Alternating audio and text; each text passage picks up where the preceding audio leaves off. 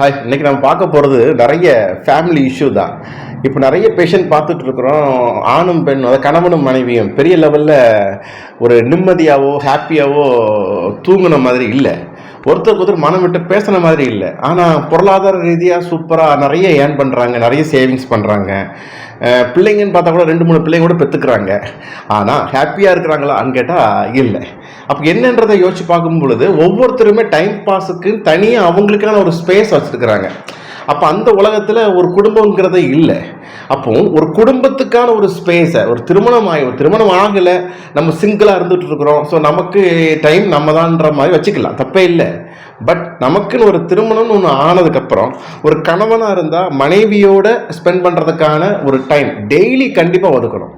எப்படி நம்ம கண்டிப்பாக டெய்லி வேலைக்கு ஒரு டைம் ஒதுக்குறோமோ அதே மாதிரி குடும்பத்தோட ஹாப்பியாக பேசுகிறதுக்கு ஒரு டைம், மனைவியோட கொஞ்சம் 2 வார்த்தை பேசுறதுக்கு ஒரு டைம், இந்த மாதிரி நம்ம ஒதுக்கிட்டோம்னா நிச்சயமாக அந்த ஹார்ட் அட்டாக்கு, டிஸ்டர்ப்டு ஸ்லீப்பு, அதோட ஹைப்பர் டென்ஷன், அல்சர், இந்த மாதிரி பிரச்சனைகள் கூட வர்றதுக்கான வாய்ப்புகள் ரொம்ப ரொம்ப குறைவு.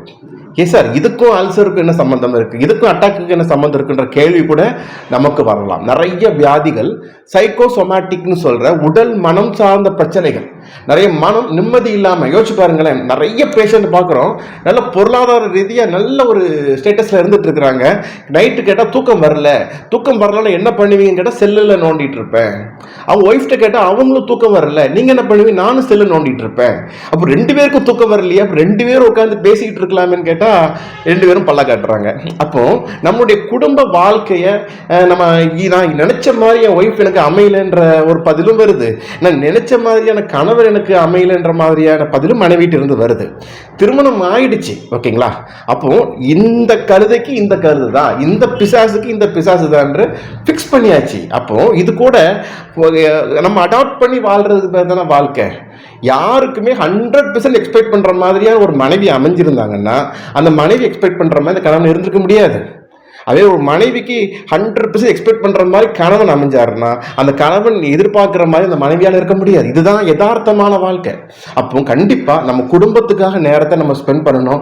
இல்லை எனக்கு டைம் ரொம்ப பிஸியா இருக்குது, எனக்கு டைமே ஒர்க் பண்ற டைம்ல எனக்கு எந்த விதமான சோசியல் மீடியாவும் பார்க்க முடியறது இல்லை, நைட் மட்டும்தான் எனக்கு டைம் கிடைக்குது, அப்பதான் ரிலாக்ஸேஷன் கிடைக்குதுன்னு சொல்லிட்டோம்னா குடும்பத்துக்கான ஸ்பேஸை ஒதுக்காம, குழந்தைகள்கிட்ட பேசுறதுக்கு நேரத்தை ஒதுக்காம, ஒரு சோசியல் மீடியாவை பார்க்கறதுனால ஒரு ஹாப்பி உங்களுக்கு கிரியேட் ஆகுதுன்னா இது சோசியல் மீடியா அடிக்ஷன். இது எந்த வகையிலும் நமக்கு நன்மை தரப்போறதில்லை.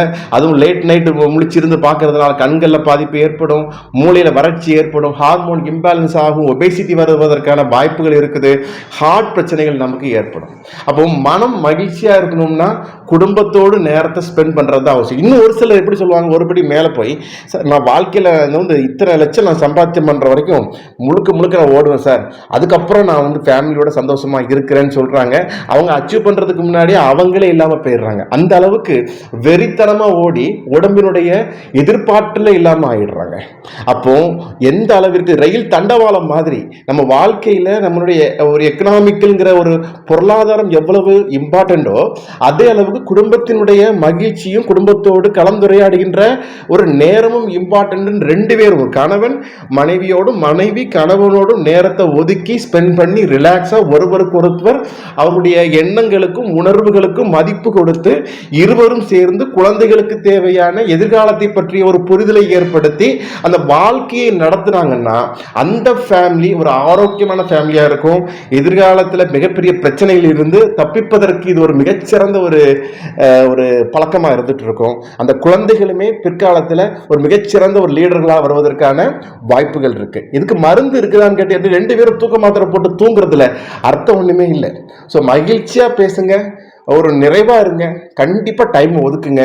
சார் டைம் ஒதுக்கி என் பொண்டாட்டிகிட்ட பேசுறதுக்கு நேரம் இல்லைன்னு சொல்றவங்க, நான் பொண்டாட்டிகிட்ட பேசினா எரிஞ்சு விழுவா சார், இன்னும் எனக்கு டென்ஷன் ஆகி உடனே அட்டாக் வந்துடும் சொல்றவங்க, அந்த குறிப்பிட்ட குடும்பத்துக்காக ஒதுக்குற டைம்ல செல்ல பார்க்காதீங்க. வீட்டில் பேச முடியலையா, அமைதியாக கூட சும்மா உட்காருங்க. இந்த வடிவேல் ஒரு படத்தில் சும்மா இருப்பாரு, அந்த மாதிரி டெய்லி ஒரு 1/2 மணி நேரம் சும்மா இருங்க. இல்லை குடும்பத்துக்கு ஒரு 1/2 மணி நேரம் ஒதுக்குறீங்களா, அந்த டைமில் குடும்பத்தில் ஸ்பெண்ட் பண்ண முடியலையா, அந்த 1/2 மணி நேரம் சும்மா இருங்க. அது உடலுக்கு ஒரு ஆரோக்கியத்தை கொடுக்கும். அப்போ முடிஞ்சா குடும்பத்தோட டைம் ஸ்பெண்ட் பண்ணுங்க, முடியலன்னா சும்மா இருங்க.